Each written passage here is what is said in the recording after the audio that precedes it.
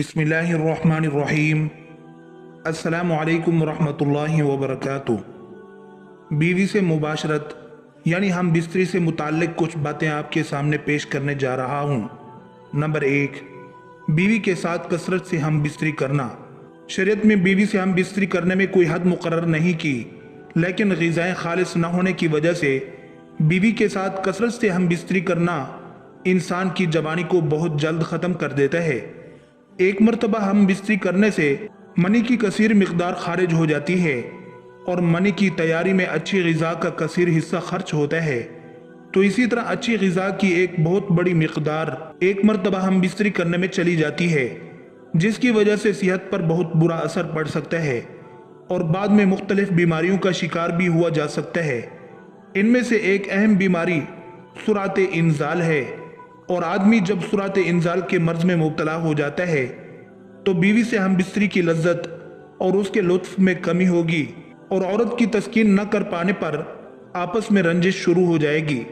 मजीद ये कि कसरत से हम बिस्तरी करने से मैदा कमज़ोर और पतला होता चला जाता है, जिसका असर औलाद पर भी पड़ेगा कि वो कमज़ोर और ज़ईफ़ुल खिलकत पैदा होगी। नबी अकरम सल्लल्लाहु अलैहि वसल्लम के आज़ाद करदा ग़ुलाम सोबान रज़ी अल्लाह अन्हु ने फरमाया कि मैं रसूलुल्लाह सल्लल्लाहु अलैहि वसल्लम के पास खड़ा था कि एक यहूदी आलिम हिब्र आप सल्लल्लाहु अलैहि वसल्लम के पास आया और कहा, ऐ मोहम्मद सल्लल्लाहु अलैहि वसल्लम, आप पर सलाम हो। सोबान रज़ी अल्लाह अन्हु कहते हैं, मैंने उसको इतने ज़ोर से धक्का दिया कि वो गिरते गिरते बचा। उसने कहा, मुझे धक्का क्यों देते हो? मैंने कहा, तुम या रसूल अल्लाह क्यों नहीं कहते? आप सल्लल्लाहु अलैहि वसल्लम को नाम से क्यों पुकारते हो? यहूदी ने कहा, हम तो आपको उसी नाम से पुकारते हैं जो आपके घर वालों ने आपका रखा है। तो रसूलुल्लाह सल्लल्लाहु अलैहि वसल्लम ने फरमाया, यकीनन मेरा नाम मोहम्मद है सल्लल्लाहु अलैहि वसल्लम, जो मेरे घर वालों ने रखा है। यहूदी बोला, मैं आपसे कुछ पूछने आया हूँ। रसूलुल्लाह सल्लल्लाहु अलैहि वसल्लम ने उससे फरमाया कि अगर मैं तुम्हें कुछ बताऊं तो क्या तुम्हें उससे फ़ायदा होगा? उसने कहा, मैं अपने दोनों कानों से तवज्जो से सुनूंगा।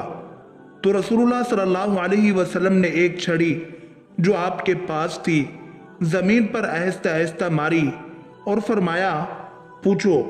यहूदी ने कहा, जिस दिन ज़मीन दूसरी ज़मीन से बदलेगी और आसमान भी बदल जाएंगे तो लोग कहाँ होंगे?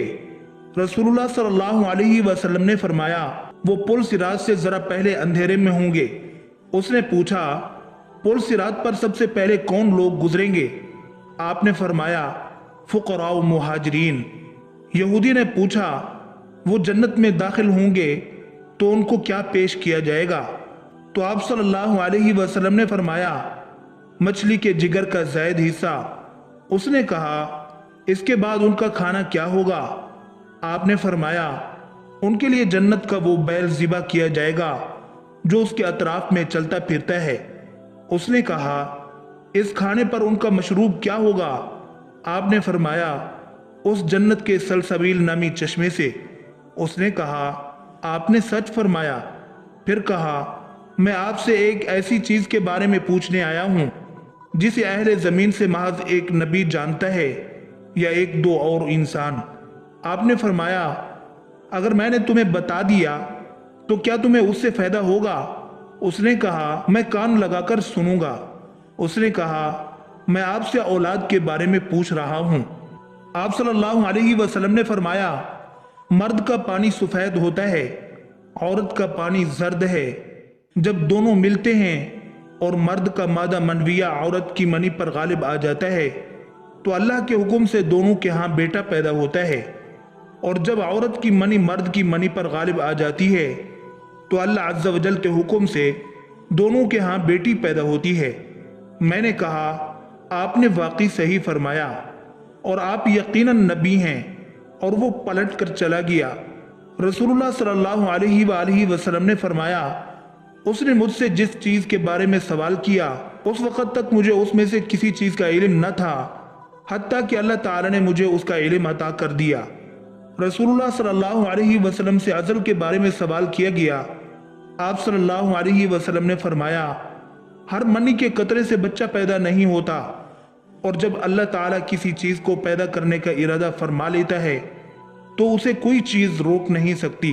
अज़ल का मतलब यह है कि औरत से इस तरह जिमा किया जाए कि मर्द जब फारिग होने लगे तो वो अपना उज़्व मखसूस औरत की शर्मगाह से बाहर निकाल कर मनी बाहर ही खारिज कर दे। इस तरीके से मादा मनविया चूंकि अंदर नहीं पहुंचता, इसलिए औरत हामला होने से बच जाती है। अज़ल के बारे में हतमी बात तो यह है कि यह नामुनासिब है, ऐसा करना अच्छा नहीं, लेकिन चंद चीजें झैल में लिखी जाती हैं जिनकी मौजूदगी में अज़ल बिला कराहत जायज़ है। नंबर 1, औरत इतनी कमजोर हो कि हमल का बोझ उठाने की इस्तिताअत न हो, हमल और दर्द ज़ेह की तकालीफ झेलने की सकत न हो, या बच्चा की विलादत के बाद शदीद कमजोरी और नकाहत लायक होने का अंदेशा हो, तो अज़ल जायज़ है।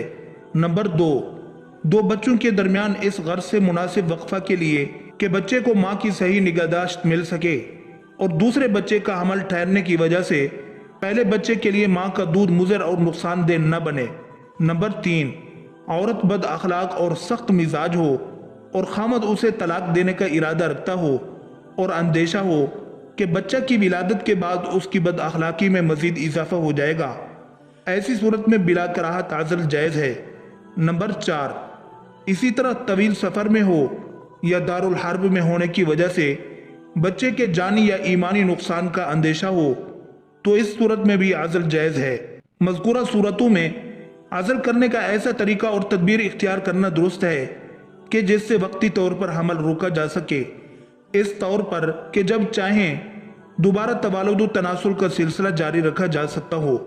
बाकी ऑपरेशन करके बच्चा दानी निकलवाना या नस्बंदी करवाना या कोई ऐसा तरीका अपनाना जिससे तवालुद तनासुल यानी बच्चा पैदा करने की सलाहियत बिल्कुल ख़त्म हो जाए, शरअन इसकी इजाज़त नहीं है। अल्लाह ताला हम सबको इस्लाम के मुताबिक ज़िंदगी गुजारने की तौफीक अता फरमाए। आमीन सुम्मा आमीन।